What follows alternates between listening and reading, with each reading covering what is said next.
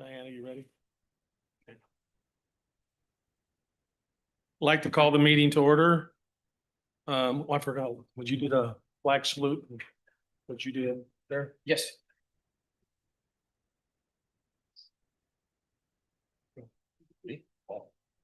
Join me in the salute to our flag, please. I pledge allegiance to the flag of the United States of America and to the republic for which it stands, one nation, under God, indivisible, with liberty and justice for all.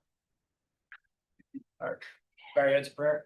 Father God, we just thank you again for another day in this city we love so much, Father. We just ask that we serve its citizens, Father. Give us discernment and clarity as we go forth about our business, Lord, and just ask that you guys protect us in everything we do. And pray. Amen.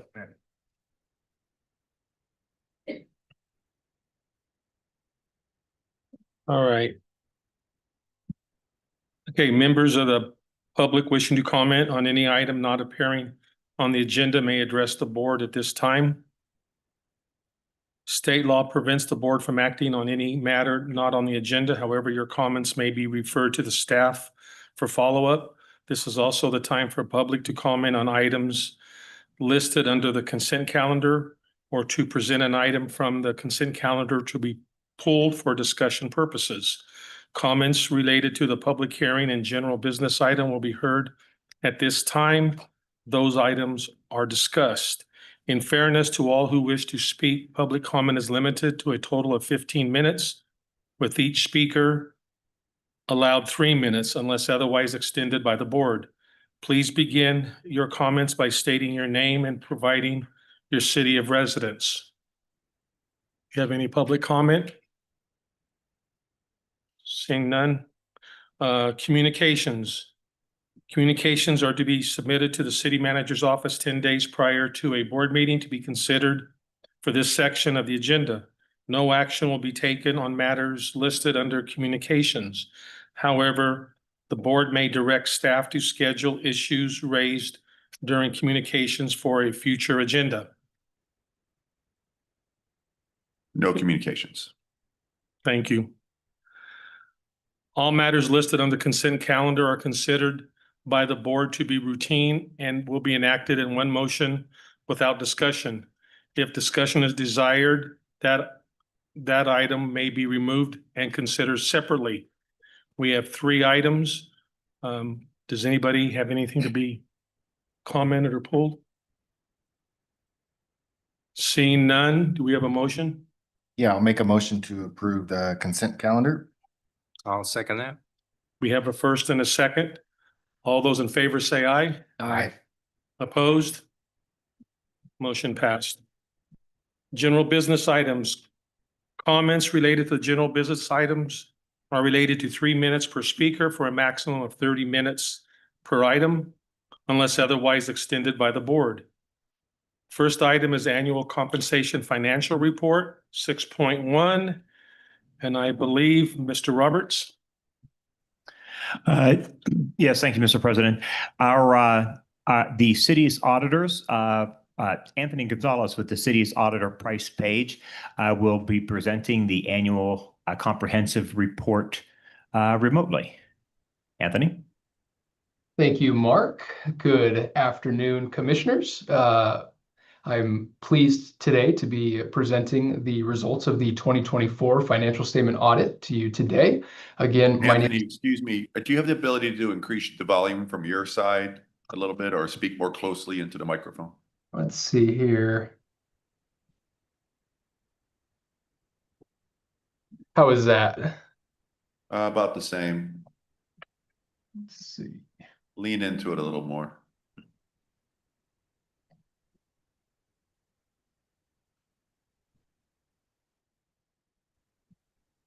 Any better?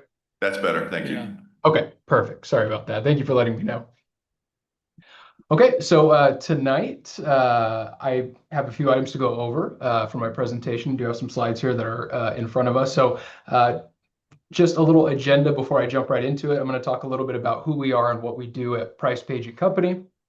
I'll cover the scope of the audit and talk about the audit process kind of in general. And then I'll move to some of the specifics for the City of Tullera's 2024 financial statement audit. And then, of course, I'll move into the auditor's reports that were issued in relation to our financial statement audit, and then wrap up with any required communications.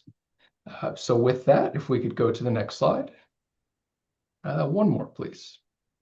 Okay, so a little bit about us, Price Page and Company. We are a full-service accounting firm based in Clovis, California. We're founded in 1976, coming up on 50 years. We're a top 10 firm in the Central Valley, and we've kind of established ourselves through serving government entities. So my team specifically focuses 100% on government entities, special districts, and a few nonprofits. So right now we have over 120 audits of municipalities, and we consist of about 60 employees with about 15 CPAs. Can we go to the next slide? This year's engagement management team. So this is a group of folks who actually worked on the City of Tullera's audit. We had Fausto Hinojosa, who is our managing partner. He served as the partner signing the report. Myself as the engagement manager. Jasmine Logi was our engagement supervisor. And then we also had 3 additional professional staff team members in our administrative support team that helps with, proofing the financial statements and making sure everything is at the highest quality. This team has over 50 years of A&A experience, and each year that continues to go up. We can go to the next slide. So now I'm going to talk about the scope of the audit. So we were engaged by the city to perform a risk-based audit of the city's financial statements, okay? And we do that in accordance with applicable standards. Because the city is a government unit, we actually apply a secondary level of audit standards to the audit. So it starts off with the generally accepted auditing standards issued by the AICPA, but because the city is a city and does receive grant funding, we apply a secondary level called government audit standards, okay? These standards focus on independence, objectivity, as well as internal control focuses, okay? So we actually apply 2 different standards to our audit. Now, I want to touch on the second bullet point here for our presentation. We're performing a risk-based audit that is designed to provide reasonable assurance that the financial statements are free from material misstatements. So it's kind of a mouthful, but it's essentially saying that our audit is required to be focused on the areas of greatest risk, okay? And I'll talk about how we do that in the next slides, but we focus our time on those risks and focus on those risks, and based on that audit of those risks, we provide an opinion on these financial statements in terms of whether or not there are material misstatements identified. Okay, so not a $5 misstatement necessarily, but something of significance. Okay, can we go to the next slide? Okay, so now we'll talk about the audit process from a high level, starting with the beginning and ending with basically where we're at now with the reporting. So it begins with obtaining an understanding of the city's fiscal operations. In order for us to design our audit procedures to address the risk, we have to know what the risks are. Okay, so we do that through a lot of different information gathering methods, interviews with staff. We're looking at budget reports, looking at trial balances, general ledgers, things like that.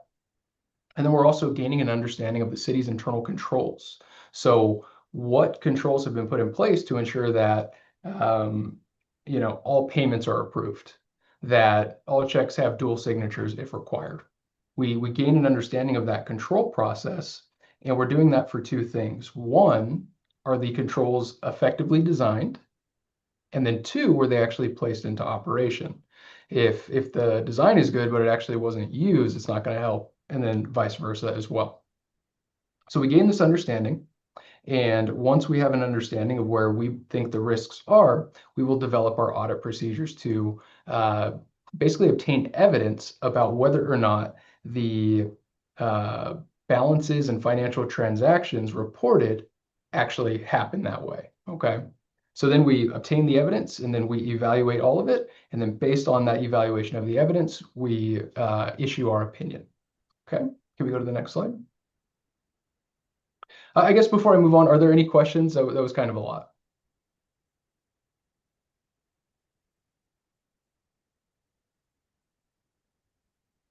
Okay.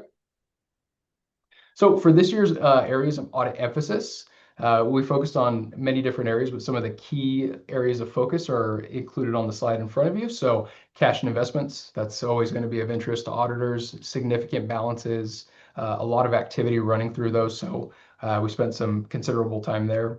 We also looked at the city's revenues and receivables, so what's owed to the city at year end. This includes the utility billings and related collections of those billings.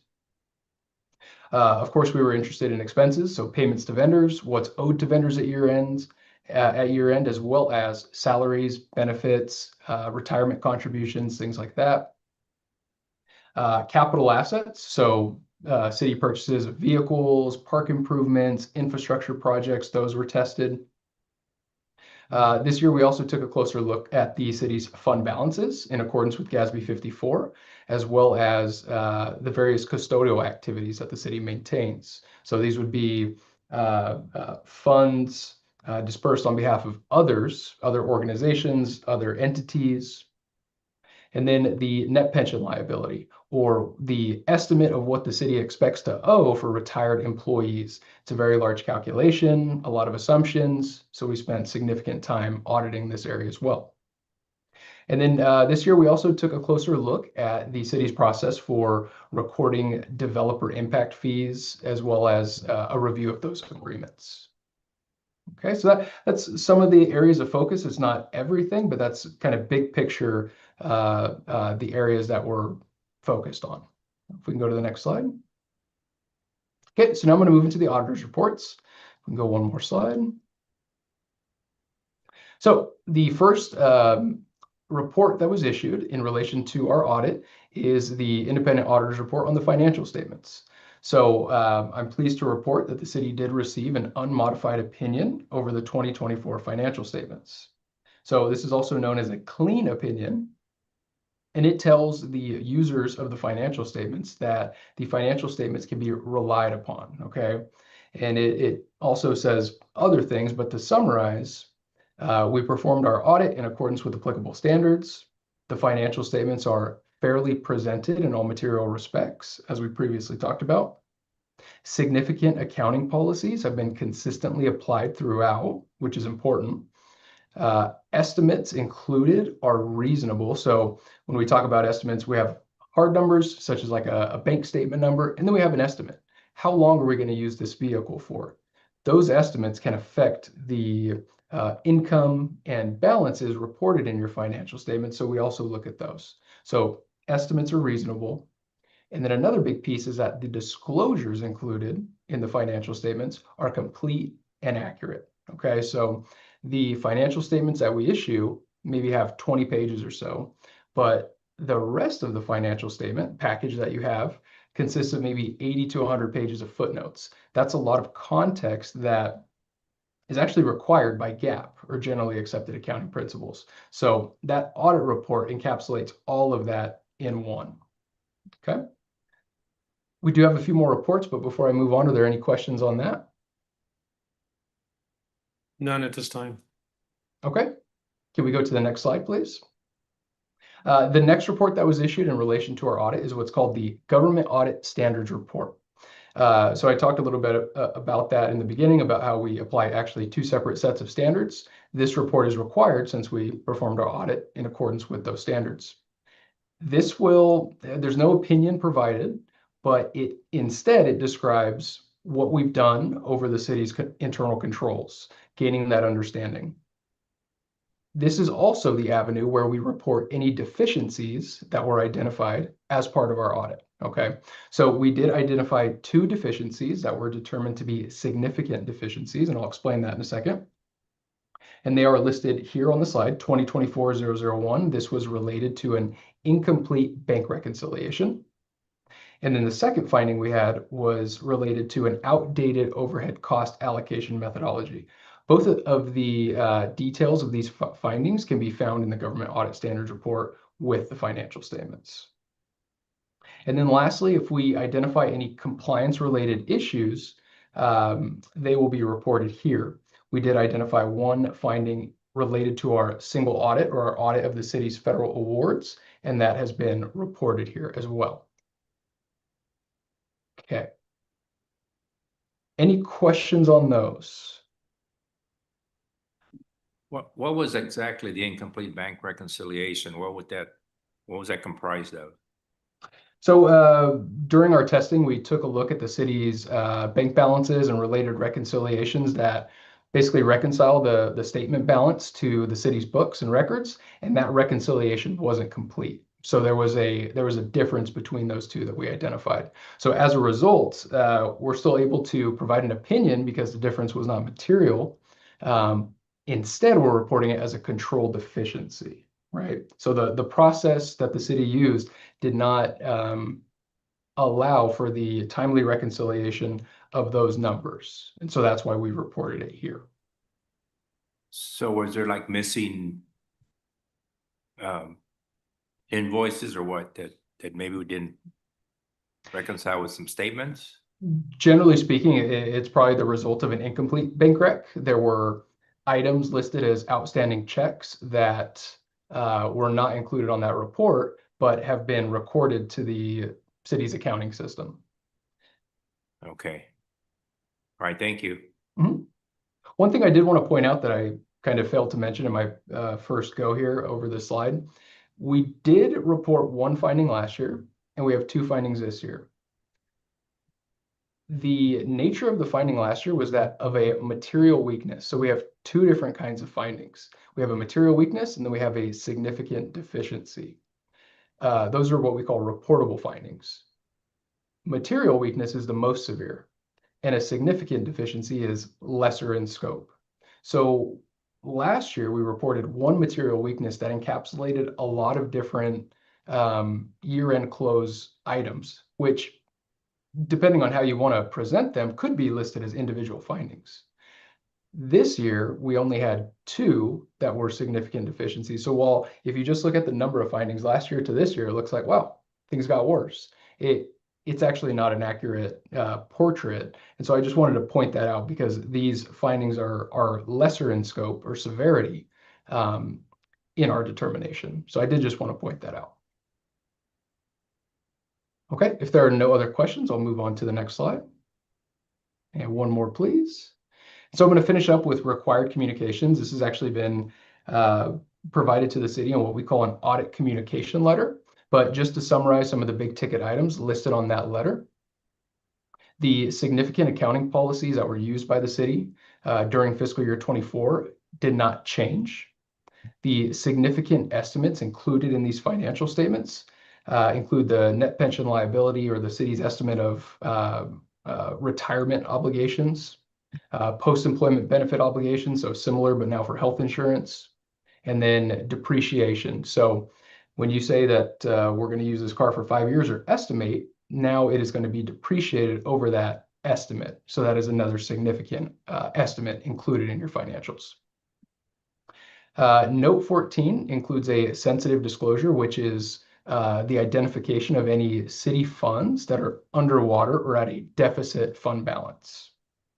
Okay, next slide. We did not encounter any significant difficulties in performing our audit. The significant audit adjustments that we did provide to the city as a result of our audit have been attached to this letter. We did not have any significant disagreements with management, and we did not identify any fraud or illegal acts as part of our audit. So with that, that wraps up my presentation. I do want to say thank you to Mark and Melanie and the rest of the finance team for their help throughout this process. It's a collaborative process. Both sides have to work to make it progress, so we appreciate their help. And I'm more than happy to take any questions that the board has. Thank you, Anthony. Board, do you have any questions for Anthony or for Mark? You go ahead. I just have a couple comments. First of all, I want to thank Anthony and his team for their work. I want to thank our staff and all the departments, especially finance, for their work. Wanted to provide a little bit more color for you so I have a little more perspective. So up until the 2023 audit, the city had been using a different accounting firm. It's good for cities to change up their firms, to auditing firms from time to time, only because it gets you a fresh look from another independent agency looking at your financials. They may see things differently. The prior firm that we had used had done the city's audit for many, many years. They did a fantastic job. There was no concerns about the quality of their work, their competency, but it was time for us to make a change. We did make that change and went with Page and Price, the firm who performed this audit. They did the 23 audit. That was their first year auditing us. It was a pretty tedious process. Anytime you bring on a new auditor, it takes more time because they have to become familiar with the organization, so on and so forth. So that took them, I would say the whole process probably took about a year to finish the 23 audit. This process took about 6 months, and we're getting closer to the time frame we want to be able to get in. We'd love to be able to get into that 4 to 6 month time frame. And so this audit for 25, we're already working with them right now. I can't tell you when we'll finish, and that doesn't guarantee they won't have other findings or anything like that, but I feel like we're getting closer to the time frame in which we want to get the audits done, which I'm really pleased with. The other thing I want you to keep in mind is the organization really over the last 4 years has changed in terms of the volume of the things we're doing. We have received more money from a variety of sources in the last 4 years than I would imagine the city probably did in its prior 20 years. When I came in, we had the $18 million on ARPA. We've talked about that before, but we've also achieved about $30 million in other funding sources, specialty grants, earmarks, et cetera. And with all of those unique programs comes a whole set of rules, new rules. Every federal agency and how they implement things and what they require and when they require it I mean, there's some federal things that are the same, but with every agency, things are different. And so it's been great that we've had other people's money coming in to use their money instead of our money, but there's challenges that come with that timeliness to get things done. We've increased staffing in finance, which I've been pleased with. Both auditors, this auditor and a prior auditor, have recommended we increase our staffing. We compared ourselves with an internal analysis to about a dozen other agencies around us like ours. We are the lowest staffed finance department among any of the agencies except for 2, and both of those agencies didn't have utilities. And so I feel like we're getting very close to the right staffing level, especially given the level of complexity of the things we're doing. And the other thing I will remind you is we have changed our financial management system, right? So every time you do a software upgrade, it's about a 3-year process to do that. You do it every 10 years or 15 years. We're about 25 to 30% done in that process. And so when you're doing that, you're running the current financial system and you're building the new financial system. You're changing all the charts of accounts. And so there's, to finance's credit, they're doing a lot of things at one time, some things which we haven't done before or haven't done in years. And so I feel like we're making good progress. My hope is that we'll get these processes down tighter and hopefully maybe, not have a finding or maybe get it down to 1 finding. Both of these findings were things we had anticipated and things we already were working on. So they weren't really surprises to us. For example, updating our allocation system was something we hadn't done in over a decade. It was time to do it. We've already been working on that. So I feel pretty good about where we're at. I don't think we're where we need to be, but we're getting closer. Thank you. Again, thank you, Anthony. Seeing we don't have any other comments, do I have a motion to accept his report? So moved. Second. Got a first and a second. All those in favor signify by saying aye. Aye. Opposed? Motion passed. Thank you, Anthony. Thank you. Thank you, Anthony. All right, moving on to item 6.2, the pond rehabilitation project. And Tricia. Good afternoon, Board. This item is requesting that the board award and authorize the city manager to sign a contract with Aries Engineering of Toll House, California, in an amount not to exceed $242,000 for the pond rehabilitation project, and authorize the city manager or designee to approve contract change orders in an amount not to exceed 10% of the total contract amount. So this project was submitted as part of the 5-year capital improvement program. We proposed to do this project over 3 years, $250,000 a year. The reason why we have spread this out is because there are 8 ponds, numbered ponds 5 through 12. They're located on the south side of Page Avenue, so across the street from the treatment plant. And these ponds take all of the effluent water that comes out of the treatment plant processes. So pretty much what goes in must come out. So, we take in about 11 to 12 million gallons of wastewater per day. And so we process that. So we produce about the same coming out of the treatment plant. So due to the large quantity of water that we have stored in the ponds, we can only really rehabilitate a couple of ponds per year because we're completely taking them, draining them out of water, using all the water. So the end of summer is ideal because the farmers have taken as much water as they can through the summer and through the season. And we're at the point where they're all harvesting their crops and they're done taking water. So we have our ponds as empty as they will get for the year. So we identified ponds 11 and 12 for the rehabilitation work this year. The 2 primary things that we're doing is the slopes have gotten very eroded over the years. So, instead of being at 30 degrees, they're now at 15 degrees, they're now at 30-degree slope. And so we've really lost a lot of the slope. And so the erosion is getting them. And then the access roads. So as we lose the slope in the ponds, our access roads are getting smaller and smaller. And so it's becoming a danger for staff and Ron Clark, who helps us with the water management, and his staff to drive around those ponds. So it really is time to do some work. So we went out to bid. We advertised it September 3rd and 9th. We opened the bids on October 2nd. We had quite a bit of interest in this project. It's really interesting. We haven't done this, I think, since I've been Public Works Director. And so we had 6 companies. You can see that we got a very wide range of quotes. And we kind of think that was because of the amount of import dirt that they thought they were going to need to bring in for the project. And I think some of them way overestimated that because we do have dirt available at the treatment plant for them to use. So dirt from other projects that we've had stockpiled and areas where we can pull the dirt. And so I think some of them way overestimated the amount of dirt that they needed. And the way we broke out the bid, we didn't do the quantities of dirt. We just did lump sum. So it's kind of our assumption because you can only look at the lump sums.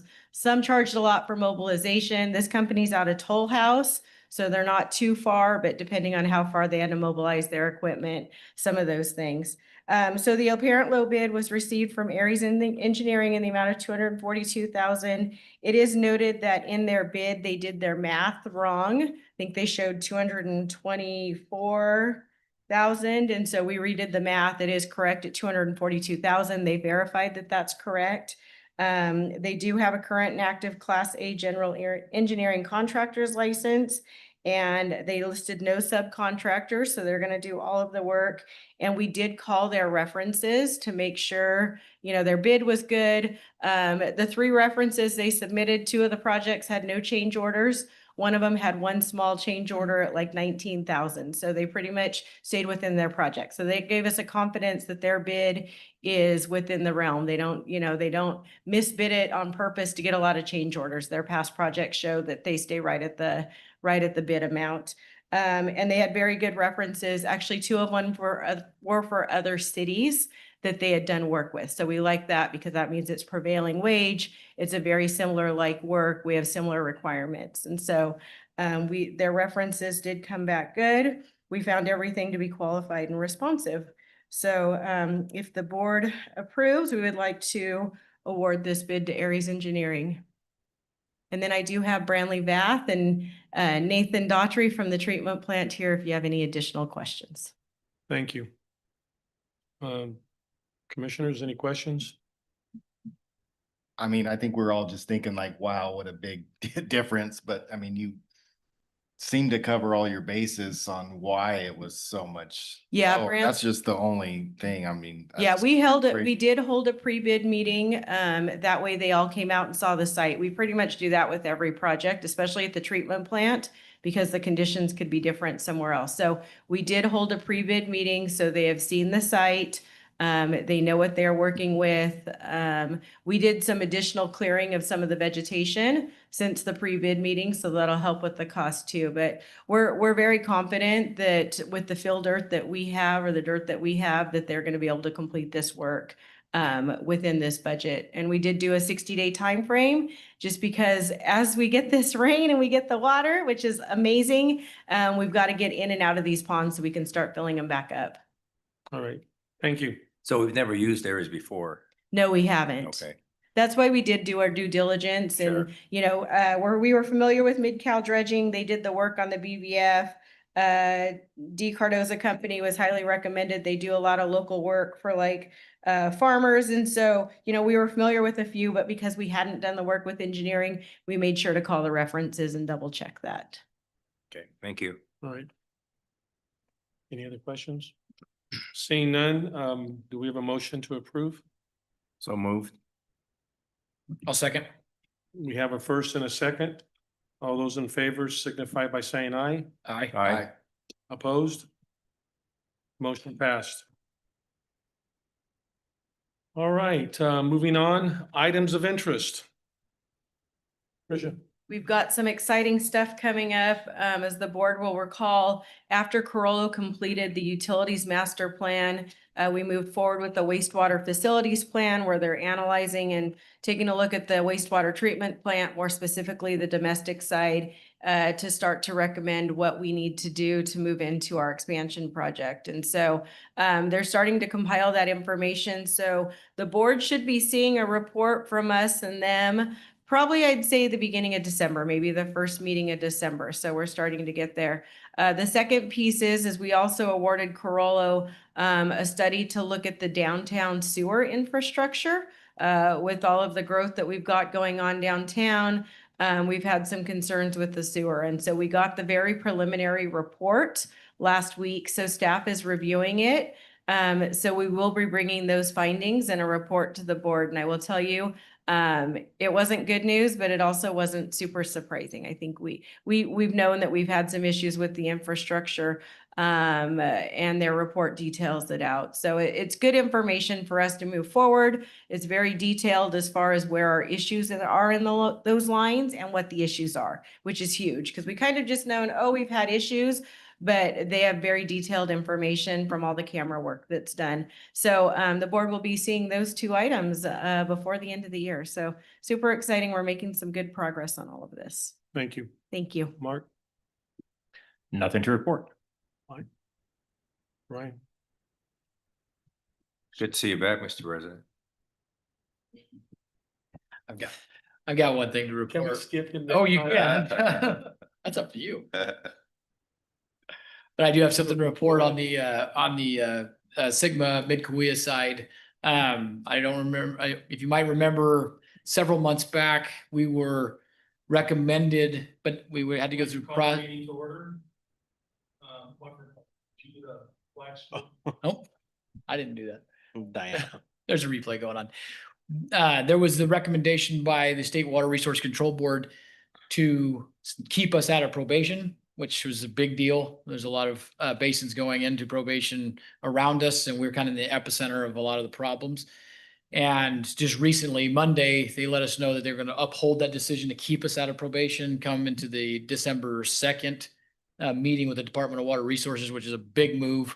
They're going to keep us out of the state Water Resource Control Board purview and into DWR, which is a huge hurdle, big accomplishment, great, big congratulations to all the staff that helped us get there. But that's a big one, especially moving forward. It's not the end of the story. They're going to let us, prove to them that we can do this. But the first step was staying out of probation, and it looks like we've done that. So it's a good report. Nothing to report. Nothing to report. Seeing none, I don't have anything to report. It's good to be back here. Let it be noted. With that being said, I'd like to adjourn the meeting at